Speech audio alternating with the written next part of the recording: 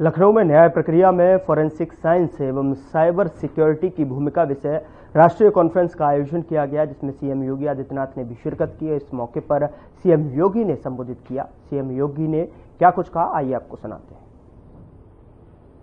आज भारत का संविधान दिवस है।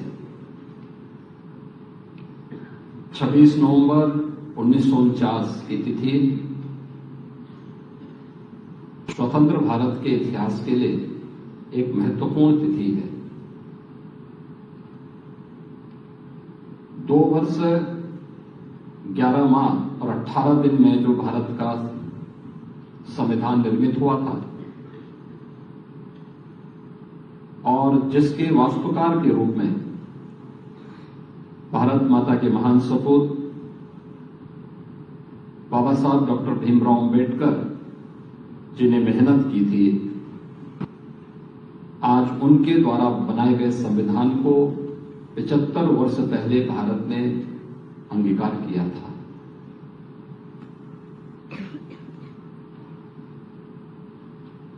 छब्बीस नवंबर 2015 से इस तिथि को प्रधानमंत्री मोदी जी के आह्वान पर पूरा देश संविधान दिवस के रूप में आयोजित करता है और वही समारोह आज संविधान की प्रस्तावना की शपथ के साथ हम लोग आज इस भव्य ऑडिटोरियम में भी आयोजित कर रहे हैं।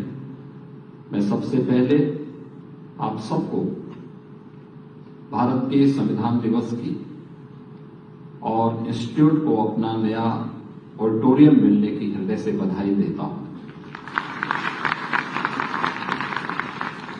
हम सबको इस बारे में ध्यान रखना होगा कि सुशासन की पहली शर्त होती है कि वहां पे कानून का राज हो। कानून के राज के लिए आवश्यक है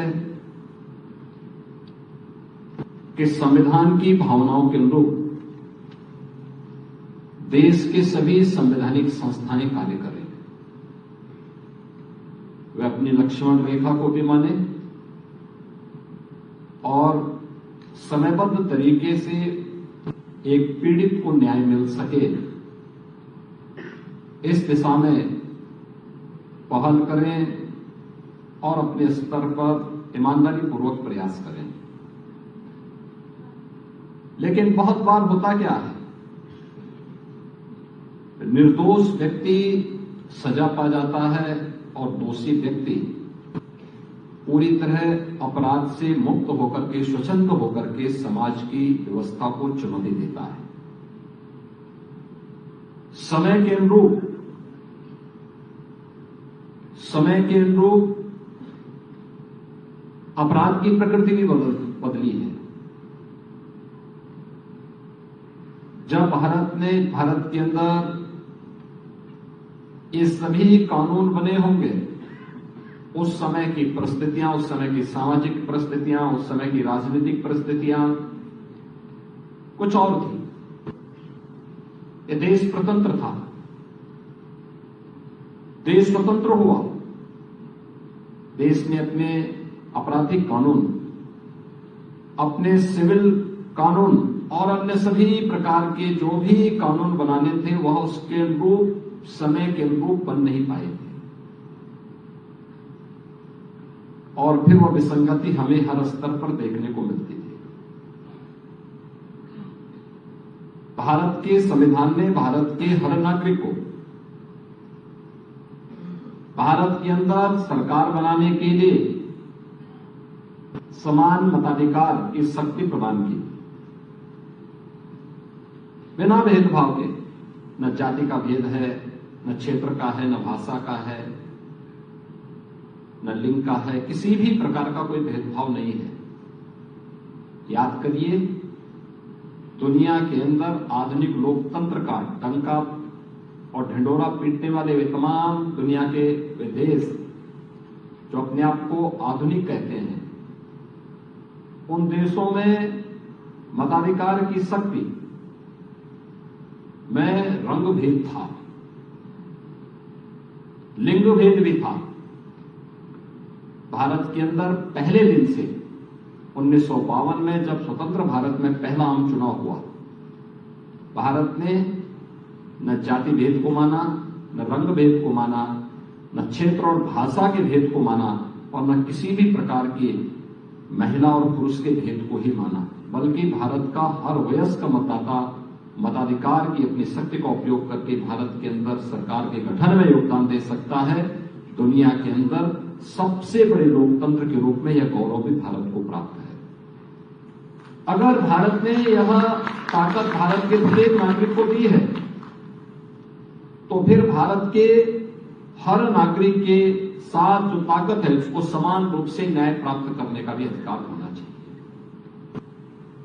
और हम सब आभारी हैं कि अभी हाल ही में आदरणीय प्रधानमंत्री जी की प्रेरणा से भारत ने अपने 3 नए कानून एक 1 जुलाई 2024 से लागू किए हैं, जिनमें भारतीय न्याय संहिता 2023, भारतीय नागरिक सुरक्षा संहिता 2023 और भारतीय साक्ष्य अधिनियम 2023, ये 3 नए कानून आज भारत ने लागू कर दिए हैं।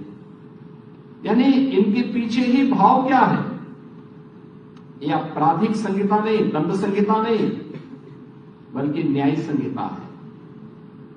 ये नागरिक सुरक्षा की संहिता है। ये साक्ष्य अधिनियम के अंतर्गत हम उस प्रकार के साक्ष्य जुटाएंगे और तब अपराधी को कटघरे में खड़ा करेंगे। हम किसी को भी अपराधी नहीं कह देंगे। और इसके लिए व्यवस्था दी गई कि 7 वर्ष से ऊपर के किसी भी ऐसे आपराधिक मामलों में फॉरेंसिक साक्ष्य आवश्यक है, लेकिन कानून आपने लागू कर दिया। उस प्रकार के संस्थान, उस प्रकार की हाई क्लास लेबोरेटरी का अभाव उन क्षेत्रों में देखने को मिलेगा जहां पर लोगों ने अभी तक कार्य नहीं किया। 2017 के पहले उत्तर प्रदेश की स्थिति क्या थी, ये किसी से छुपा हुआ नहीं। उत्तर प्रदेश के नौजवानों के सामने पहचान का संकट था, कानून व्यवस्था पूरी तरह ध्वस्त थी, गुंडागर्दी चरम पर थी, एक शरीफ व्यक्ति सड़कों पर नहीं आ सकता था, घर के बाहर आने में डरता था, दुर्दांत अपराधी और माफिया स्वच्छंद होकर के पैरेलल समानांतर सरकारें संचालित करते थे। और दुष्परिणाम था कि उत्तर प्रदेश के नौजवानों के सामने भी, उत्तर प्रदेश के नागरिकों के सामने भी पहचान का संकट था। उस समय जब ये दायित्व उत्तर प्रदेश के अंदर, देश की सबसे बड़ी आबादी के राज्य के अंदर सरकार का संचालन करना है और मुझे ये दायित्व दिया गया, तो मेरे सामने सबसे बड़ी चुनौती यही थी कि हम उत्तर प्रदेश को दंगा मुक्त, गुंडा मुक्त, माफिया मुक्त कैसे करेंगे। क्योंकि उत्तर प्रदेश में तब उत्तर प्रदेश पुलिस, जो दुनिया का सबसे बड़ा पुलिस, सिविल पुलिस रखता है, उसमें से आधे से अधिक पद खाली थे। पुलिस की भर्ती की प्रक्रिया को पारदर्शी तरीके से संपन्न भी करना है। कैसे होगा? और फिर जब सरकार ने कार्य करना प्रारंभ कर दिया, और हम लोग हमेशा इस बात को मानते कि जहां चाहा वहां रहा, अपने आप रास्ता बनता गया। 1,54,000 से अधिक हमने पुलिस कार्मिकों की भर्ती की, पूरी पारदर्शी तरीके से की। अभी हाल ही में आपने देखा होगा 60,200 पुलिस कार्मिकों की नई भर्ती की प्रक्रिया उत्तर प्रदेश के अंदर हम लोगों ने संपन्न की है।